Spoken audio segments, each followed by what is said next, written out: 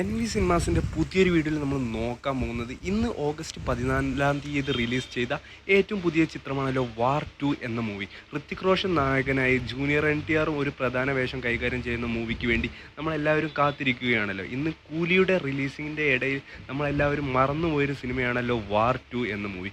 ഇപ്പോൾ ഇതാ സിനിമയുടെ ഏറ്റവും പുതിയ അഭിപ്രായങ്ങളും വന്നിരിക്കുകയാണ്. സിനിമയ്ക്കും കൂലിയുടേക്കാൾ നിരാശാകരമായിട്ടുള്ളൊരു അഭിപ്രായമാണ് ഇപ്പോൾ വന്നിരിക്കുന്നത്.